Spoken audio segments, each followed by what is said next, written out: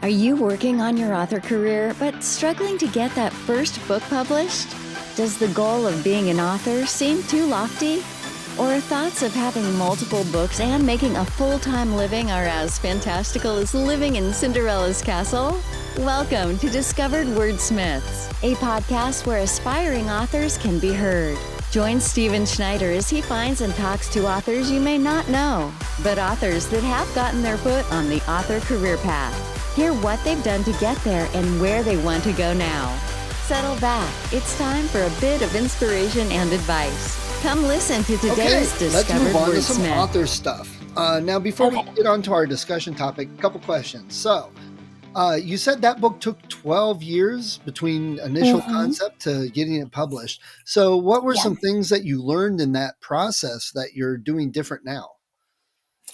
It's a great question. So for this book in particular, I was working with a lot of things that really occurred to me in my own life that were difficult for me to meet on the page, right? And so a lot of times I was going into it and I was feeling all those feelings again, and I'd have to move away. And I think part of the reason why it took so long was that reason. But what I've learned is that we can be like doggy paddling in like one chapter for like a really long time. We do that a lot, especially at the very beginning of a novel or a short story. Those first couple of pages, we work them and rework them over and over again. But we don't know what the beginning needs to be until we have written the last word of that book or story. And that's what I'm telling everybody now.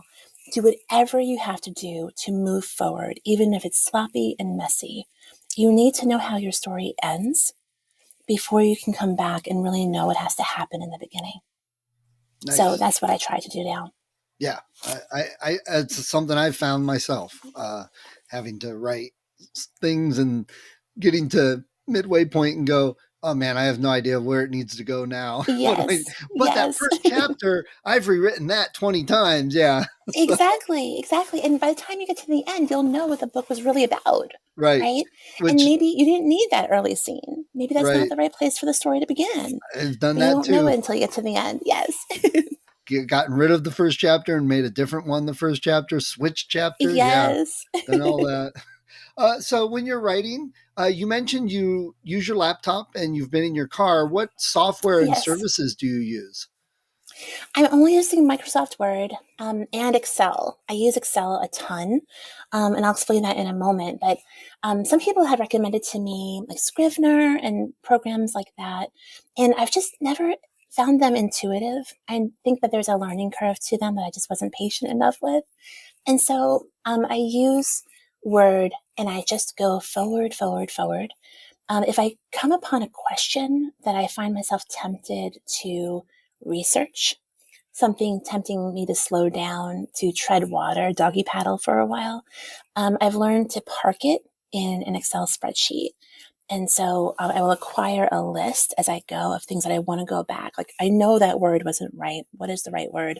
I put that question in my Excel document, come back to Word, and keep going.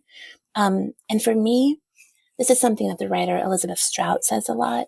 I have a morning of writing and I have an afternoon of writing. In the morning, I want to keep moving forward. In the afternoon, I go back to that Excel spreadsheet and I'm doing my editing. And there are two different ways of using my brain and my writing time.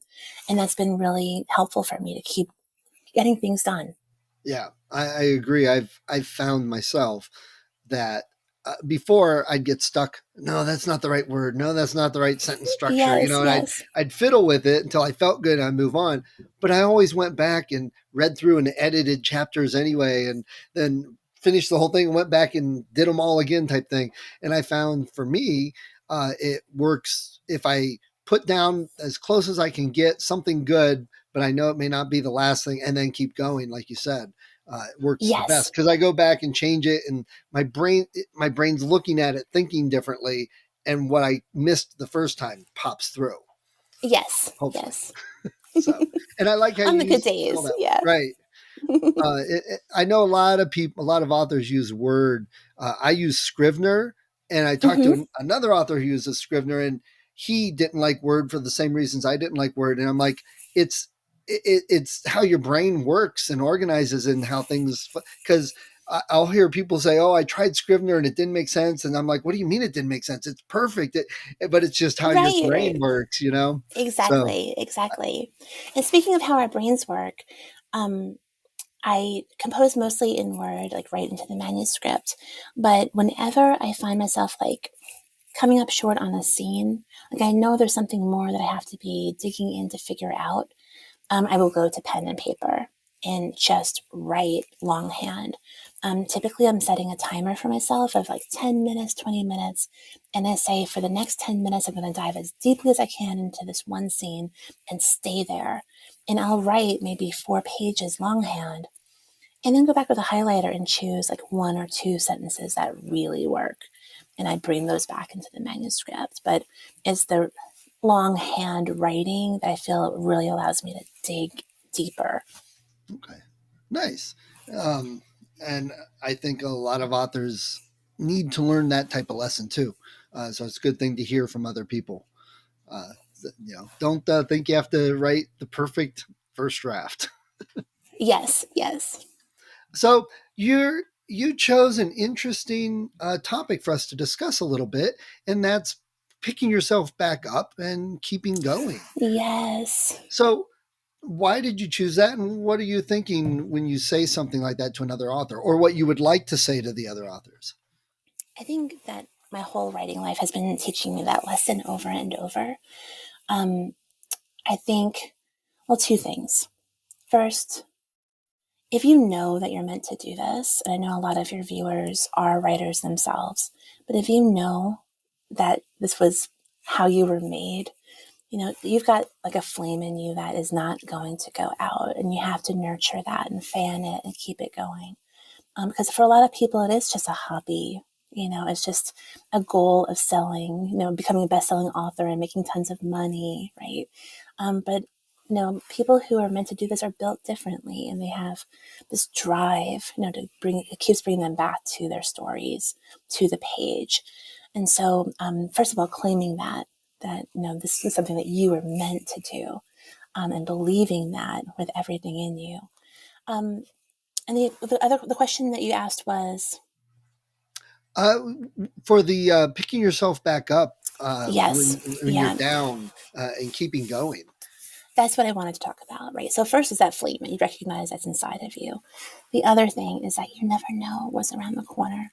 So I mentioned that the book took 12 years, but in those 12 years, the book had some interest from editors, right? And it was actually acquired by another publishing house before it was published by Random House.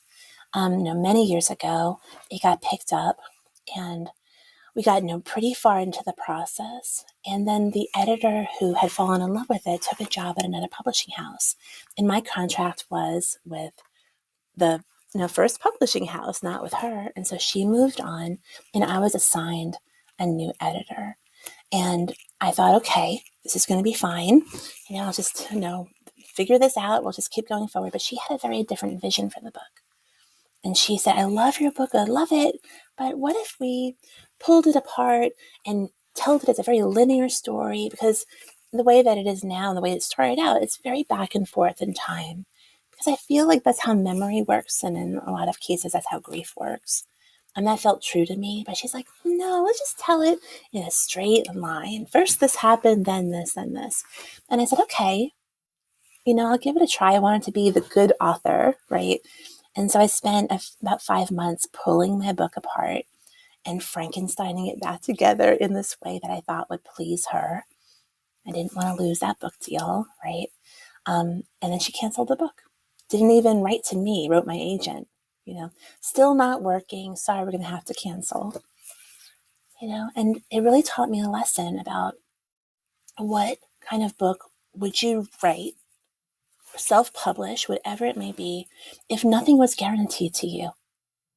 If your dreams, that the way that you've always dreamed them, weren't going to come true, what would you make that story be? So around that time, I was scheduled to go to this really prestigious writers conference.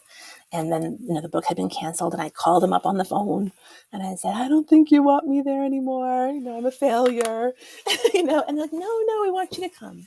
So I forced myself to go, and I was there for 2 weeks, and it felt like imposter syndrome times 1,000. Like every room I was in, I just felt like I was nothing. My book had been canceled. What's wrong with me? I'll never make it, that kind of thing. But I was assigned a fantastic mentor. She's the author, Alice McDermott, a really well-known writer. And she told me, after cursing a lot on my behalf, you have to put that book together the way that you believe in it. And when your book comes out, no one's going to think, oh, that was the book that was supposed to come out 3 years ago. It'll feel like a book of its time and for its time. She said, take however long it takes you to make it yours again. And so I did that. And it took me more than a year to pull it back apart, begin at the first word again, and rewrite it in a way that felt like me. And I thought, this thing has been tainted. Everyone in New York knows that my book was canceled. Like, no one's going to pick it up. But my agent stood by me, my agent Angel, and she sold it again. And this time to an editor who really got it and who can talk to me about my characters like they're friends that we have always known, right? And it feels really generative and really beautiful and better than I could have ever dreamed. And so what I want your writer listeners to know is that just when things look the bleakest, you never know what's waiting around the corner if you just open that laptop again, keep going a little bit more, but most importantly, believe in your vision and your voice. It was a hard lesson to learn. Yeah. I totally agree and love that. And the one thing you said that stuck out to me there was you rewrote it trying to please her. That's right there, from the outside looking in, that's the red flag. It's like, no, stop. You really shouldn't be trying to please her, because it didn't turn out good anyway. Your chances after that first time of making it turn out good were probably way lower than you thought they were, just because of human nature, I think. Yeah, I mean, especially for like newer authors, like we don't know what we don't know, right? And so if someone who is in this like really high level position is saying, "Oh, this is how it should be," we're like, "Oh, okay, I'll try to fix that for you," right? But so much of writing is our art, and we know that. We know so much more than we think we do. You have to trust that. And it's a few people. Not everybody has to agree or like your book. That's fine. You got to find the ones that do. I think we miss that sometimes. I'm working with an editor who actually worked on the Divergent series. So I was like, oh, experience. And we get along well and click. But earlier, several years ago, I had a book coach that when everything I wrote was like, yeah, well, think about this. And I was just like, what the heck? First, it was like, what's wrong with me? Then I'm like, no, we're just not clicking. I could do better, but her suggestions aren't what's helping me. So you definitely got to fill. And as another example, I guess, I've talked with J.D. Barker, who has written with James Patterson. And I've mentioned a few books and genres that he isn't even interested in reading, doesn't want to. He has totally different interests. And James Patterson himself, I don't care for. I've read his books. And so if I was the very first person that Patterson gave a book to read when he wrote his first book, said, what do you think of this? I said, yeah, I don't care for it. He could have said, well, I'm never going to write again. But now look at him, So as big a popular as he is, I don't buy his books or read them. People need to remember that sometimes too. I think it's hard though when you're in the middle of it. It's hard to pull yourself out and see that. Yes. Now, you mentioned the grief and working with grief. To me, feeling like everything's against you, like you can't write well, is very similar to grief. That you feel like the world's stopping, that you feel like everything's against you, similar type feelings from, I would say.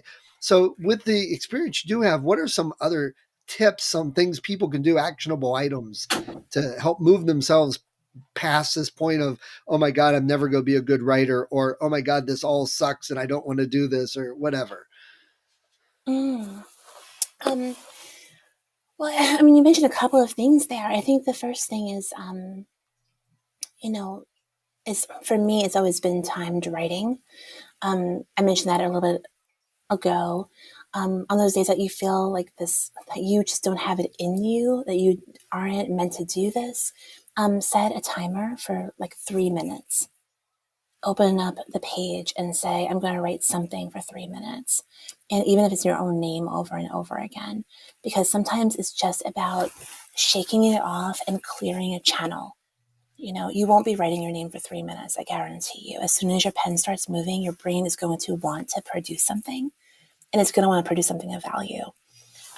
So for me, I've been working on a memoir for a while about my cousin who lived her life mostly as someone who was homeless on the streets of Portland, Oregon, and she had been born deaf, and she was drug addicted, and she battled mental illness.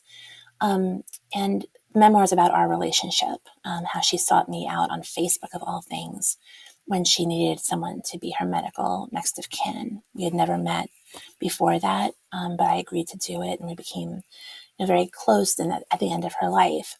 But that was a really hard story for me to tell.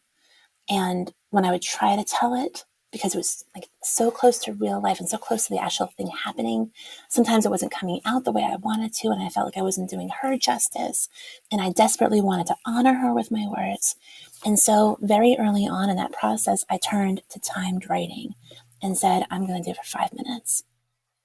And I would usually smash the timer off when it went off because I was in the middle of it, right? And it was feeling good. But there were some days where it felt like I cannot get started, maybe 1 minute, and just doing it in little bits and pieces. It can reconnect you with, yes, your words have value. Your voice has value. You can do this. This was meant for you. But it can also help you through traumatic, difficult material. And so most of that memoir, and I'm, right around the 200-page mark now, has been written in these like 5-minute bursts, and I think it's been such a beautiful thing to see it come together in these very short little pieces that I was able to manage on that day. Nice. You also mentioned a mentor that helped you. Do you think at the time that you would have been able to keep going on your own, or did you really need that mentor at the time to point you in the right direction? Well, I think in that case, and I think a lot of people can relate to this, we are ready for mentors when they arrive. Like we meet somebody and we're just ready for them to say the thing that we need to hear. And then they say it and we're like, okay, I'm good, and you're able to move forward. So we have to be ready to receive what people are going to give to us. And I think I really was, as sad as I was about losing the book that first time, I was ready for someone to tell me, pick yourself up. It's time to go again. you know.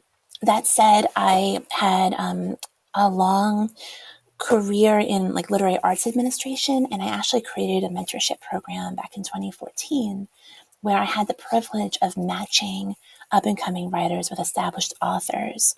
Over like 600 writers I connected over during that time, and people who really wanted a mentor to help them through, and mentors who really wanted to give back, whether because they had had someone like that in their life or because they never had someone like that and they knew how different it could have been if they had had someone in their corner. And so that was really wonderful to see. And there's so many reasons why people seek out mentors, and so many reasons why people want to give of themselves that way. It was just such a wonderful thing to see all the permutations of that. Nice. And that's, right in what we were saying, that sometimes people need that outside person to point out to them, hey, look what you have done. Yes. It's hard sometimes to do that yourself. And I think a lot of the people I talk to, they feel like failures because they have a family, they have a day job, and they can't write every day. They're not getting 5,000 words a day, or they're not writing a book a month and publishing and on and on. You gotta, reality check sometimes and realize your life, your choices are different than others. So even the fact that you're writing is, I would say, a step above most people, because most people are like, yeah, I want to write a book someday. Yeah, absolutely. That's so important, Stephen. And you were saying, well, I was just mentioning that sometimes like we're ready to hear it from a mentor. Like they're going to finally give us what we need to hear so we can take it to the next level. And if anyone needs it, I will be your mentor right now. And I will tell you that you do not need to write every day. If you have a family, other obligations, a job, you probably have a really interesting life, a very rich life with lots going on. And from all of those areas of your life, you can be drawing things constantly into your mind, into your heart, into your subconscious that will eventually work their way out in these disguised and interesting ways in your writing. And so I know a writer who only writes on Sundays. And I know a writer who gives her all to her community college students during the year, the academic year, and she only writes in the summers. And they're doing perfectly fine. You know, this idea of you have to sit your butt down in the chair every day or you're not a real writer, I don't buy it at all. Our brains are always working behind the scenes to make sense of story, you know, and we're always writing, even if we're not pen to paper. Right. You know, and you just have to believe that.